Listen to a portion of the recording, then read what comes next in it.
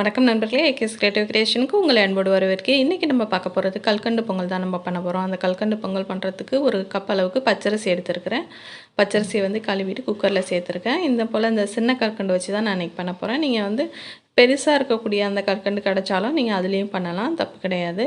இப்போ வந்து இதுக்கு தேங்காய் பால் வந்து ஒரு 2 கப் அளவுக்கு சேர்த்துட்டு, இதோட அந்த சாதம் வேகிறதுக்கு ஒரு கப் அளவுக்கு தண்ணியை சேர்த்துட்டு இதை நல்லா மூடி வச்சு குழைவாக வேகக்கூடிய அளவுக்கு நல்லா வேக வச்சு நம்ம இப்போ சாதத்தை எடுத்துக்கலாம். அரிசி எடுத்த கப்பால் 2 கப் அளவுக்கு கற்கண்டு எடுத்து பவுடர் பண்ணிக்கலாம். அதுக்கு முன்னாடி நம்ம சேனல் நீங்கள் இது வரைக்கும் சப்ஸ்கிரைப் பண்ணலாம். கீழே இருக்கிற சப்ஸ்கிரைப் பட்டன் அமைக்க சப்ஸ்கிரைப் பண்ணுங்கள். கூடவே பக்கத்தில் ஒரு பெல் சிம்பிள் வரும், அதே ப்ரெஸ் பண்ணுங்கள். அதில் ஆளுங்கிற ஆப்ஷனை செலக்ட் பண்ணிடுங்க. அப்போ தான் நம்ம சேனலில் போகிற வீடியோ எல்லாம் உங்கள் மொபைலுக்கு நோட்டிஃபிகேஷனாக வரும். பொங்கல் பார்த்திங்கன்னா ரொம்பவே வந்து டேஸ்ட்டாக இருக்கும். கண்டிப்பாக ட்ரை பண்ணி பாருங்கள். இதில் வந்து கற்கண்டு மட்டும்தான் நமக்கு வேணும். மற்ற பொருட்கள்லாம் வீட்டிலேயே எப்போதும் இருக்கக்கூடிய பொருட்கள் தான். பார்த்திங்கன்னா ப்ரெஷர்லாம் வந்து நல்லா வந்து ரிலீஸ் ஆகிடுச்சு. இப்போ வந்து நம்ம குக்கரை வந்து ஓப்பன் பண்ணி பார்த்துடலாம். அவசரப்பட்டு ஓப்பன் பண்ணாங்க. ப்ரெஷர்லாம் ரிலீஸ் ஆன பிறகு பொறுமையாக ஓப்பன் பண்ணி பாருங்கள். சாதம் நல்லாவே வந்து வெந்துருச்சு குழைவாகவே. இது வந்து இன்னும் நல்லா நமக்கு ஸ்மாஷ் பண்ணி விடணும். இப்போ வந்து நம்ம குழம்பு வைக்கக்கூடிய அந்த கரண்டியாலேயோ இல்லை மத்தாலேயோ நல்லா அந்த சாதத்தை அழுத்தம் கொடுத்து நல்லா அப்படி வந்து மசிச்சு விட்டிங்கன்னா இன்னுமே நல்லா குழைவாயிடும். குழைவாக இருந்தாக்கா வந்து பொங்கல் சாப்பிட்றதுக்கு ரொம்ப டேஸ்ட்டாக இருக்கும். நம்ம கோயிலெலாம் கொடுக்கக்கூடிய பிரசாதம் போல் நல்ல ஒரு சுவையாக இருக்கும் இந்த பொங்கல்.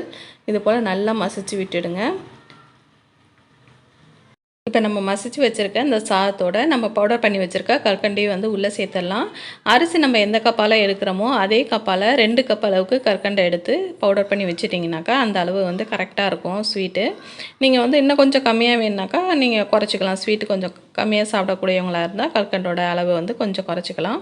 இப்போ இதோட வந்து கொஞ்சமாக வந்து உப்பு சேர்த்துட்றேன். எந்த ஸ்வீட் செஞ்சாலுமே கொஞ்சம் உப்பு சேர்த்தா தான் அந்த ஸ்வீட்டை வந்து அதிகப்படுத்தி கொடுக்கும்.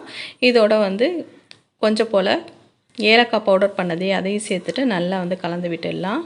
நல்லா மிக்ஸ் பண்ண பிறகு இதில் ஒரு கடாயில் ஒரு 2 ஸ்பூன் அளவுக்கு நெய் சேர்த்துக்கிறேன். நெய் கொஞ்சம் கூடுதலாக சேர்த்துட்டிங்கன்னா பொங்கல் இன்னுமே ரொம்ப டேஸ்ட்டாக இருக்கும். இந்த நெய் சூடான பிறகு நம்ம எடுத்து வச்சுருக்க முந்திரி பருப்பையும் அதில் போட்டு நல்லா கோல்டன் ப்ரௌன் ஆகிற அளவுக்கு நல்லா பொரித்து எடுத்துக்கலாம்.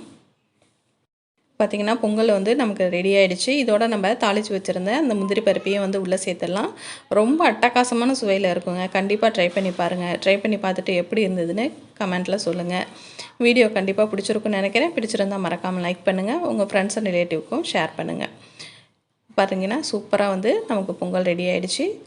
வேறு ஒரு இன்ட்ரெஸ்டிங்கான வீடியோட உங்களை மீண்டும் சந்திக்கிறேன். வணக்கம்.